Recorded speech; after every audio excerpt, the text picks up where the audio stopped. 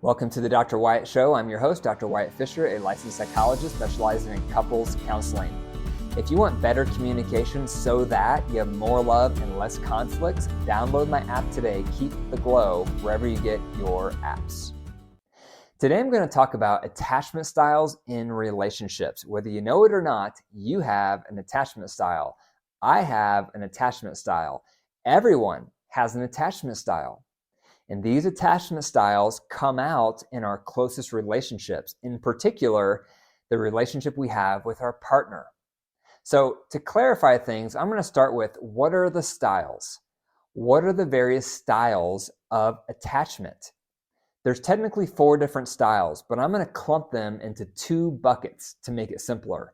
There's the secure attachment style and the insecure attachment style. Someone who has a secure attachment style, this person is comfortable with closeness. This person is comfortable with intimacy. They're comfortable with connection. They trust others easily. That's someone who has a secure attachment style. Someone with an insecure attachment style is the opposite. They struggle with closeness. They feel uncomfortable with intimacy. They feel uncomfortable with connection, and they lean more toward mistrust. So as you can see, if you have an insecure attachment style versus a secure attachment style, it's going to greatly impact how you connect or don't connect with your partner. And that's why this topic is such a hot topic, because it's so relevant with how we develop adult relationships. These attachment styles come out in our friendships, and they definitely come out with our significant other. And that leads me to number 2. What causes these attachment styles? Well, you may not be surprised to hear they come from our family of origin. So what attachment theory says is the child growing up who has at least one primary caregiver who is tuning into their signals, reading their signals, and responding to those signals sensitively and consistently. That's the child who grows up and develops a sense of trust. They feel like the world is a safe place, and they develop a sense of a secure attachment with their primary caregiver. So let's say a baby is crying, and an ideal caregiver tunes into those cries and eventually learns what the various cries mean. Oh, that cry means they're hungry, or that cry means they're lonely, or that cry means they're dirty. And then they respond to those signals. And that continues into early childhood and middle childhood and even adolescence, where that primary caregiver continues to read the signals of the child, continues to read the signals of the teen. And then they respond to those signals sensitively and consistently. That's what cultivates that sense of a secure attachment. And that develops a sense of trust, a sense of safety, that people are safe, people are good. And that individual takes that style with them into their adult relationships, in their friendships, in their marriage. And that's the person who has an easier time with connection, an easier time with closeness, with intimacy, because they have that modeling growing up of closeness and connection because people are safe. In contrast, growing up, if you're a baby or a child and you don't have a primary caregiver tuning into you, reading your signals, responding to your signals, and instead they ignore your signals, or they misread your signals, or they're not consistent with responding to your needs. If that's your experience growing up, you're going to develop a sense of mistrust, that the world is not a safe place, that people are not safe. And that's going to definitely influence how you show up in your adult relationships, in your friendships, in your marriage. That's going to make you have a harder time feeling comfortable with closeness because people aren't safe. Your original caregiver wasn't safe. And there's a variety of reasons why some people aren't good primary caregivers. One reason is because maybe they weren't raised in a healthy environment, so they did not have a secure attachment, and therefore they don't know how to provide it. That's one reason. Another reason is some caregivers are under the influence of substances. And when that's the case, obviously they're not going to be able to tune in to the signals of a baby and respond sensitively and consistently. So there's a variety of factors. Mental health issues is another one. If there's a caregiver who is struggling with depression themselves, they're going to have a harder time tuning in and responding to the signals of their baby or their child. So there's a variety of reasons, but unfortunately, the impact for that child growing up is they develop a sense of mistrust, and they bring that right into the relationship because they have an insecure attachment style. So those are the causes of attachment styles, and that brings me to number 3. What is the impact of the attachment styles? This is where it gets very relevant for you. So if you have a secure attachment style, that's going to make you a really good partner because you're going to be comfortable with connection. You're going to be comfortable with closeness. You're going to more likely give your partner the benefit of the doubt. You're going to more likely keep them in that safe bucket because you feel comfortable with closeness. You have an easier time trusting. And so research shows those who have secure attachment styles tend to have more successful marriages. And this makes sense because you are familiar with what it feels like to have a close bond, to have a close connection. That's familiar to you because you had that growing up. So you transfer that close bond tendency over to your partner. Are you enjoying the episode today, but you want to go even deeper? If so, join my community, Matrimony. Matrimony provides 4 things. First, you'll gain exclusive access to my deep dive where I unpack the weekly podcast in more detail. Second, you'll gain more access to me because I provide live Q&A once a week to answer all your questions. Third, you'll gain access to my best marriage resources to start building your relationship today. And fourth, you'll gain access to my community so you can learn these skills and tools with other couples. To learn more, click the link in the description.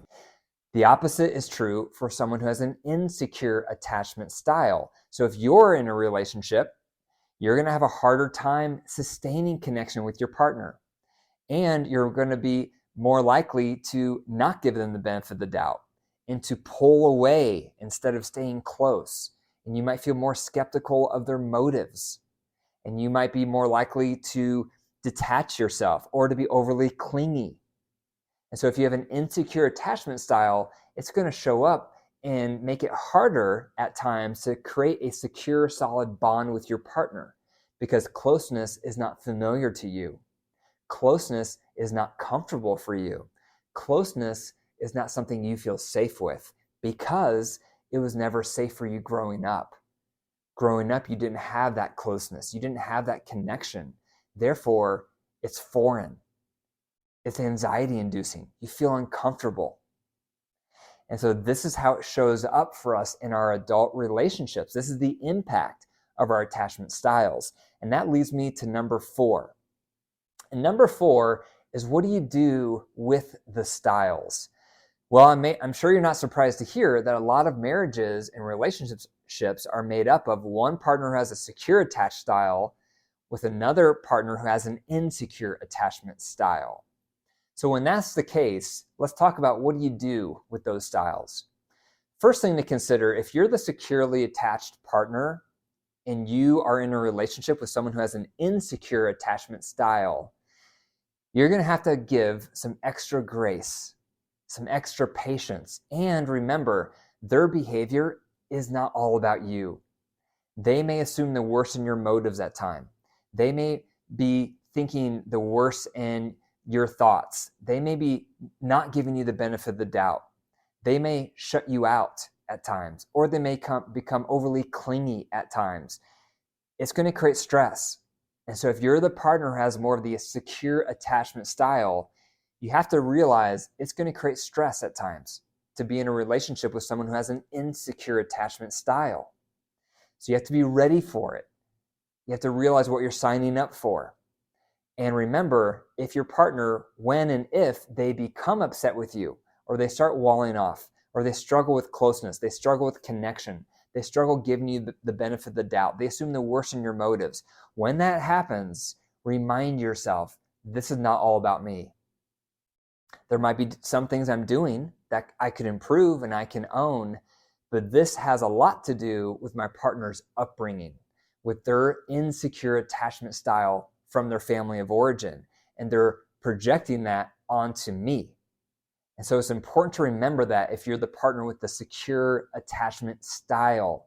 And remember, you're going to have to give extra patience. You're going to have to give extra grace as your partner is working through their internal struggles while trying to build a bond with you. But remember, securely attached partners, you have the power of transforming their insecure attachment style eventually into a securely attached style, because you can become the unconditional love they never received. You can become that stable, safe relationship they never had.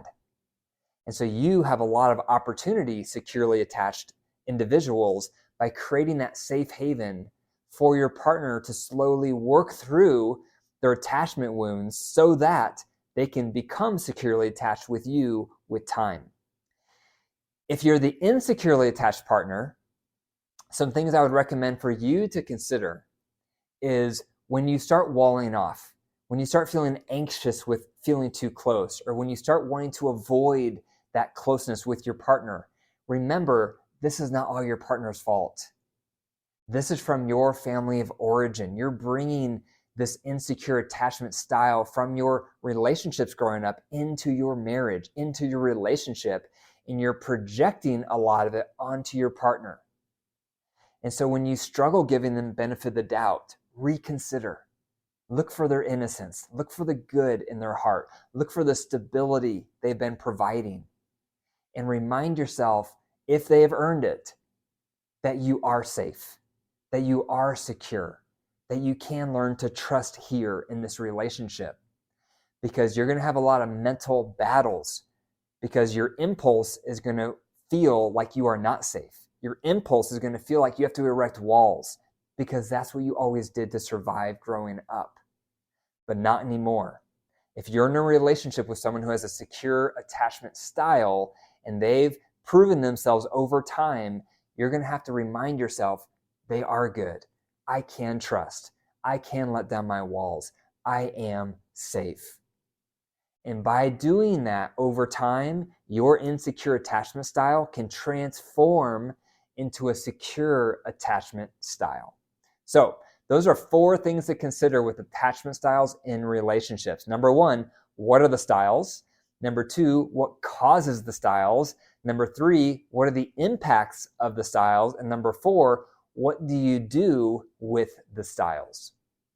Thank you for listening to the Dr. Wyatt Show. For my free resources, click the link in the description. And remember to leave a review if you enjoyed this show today, and share this episode with one other person. And remember, your marriage is alive. If you care for it and nurture it, it will grow. But if you deprive it and neglect it, it will wilt and die. The choice is up to you. Take care.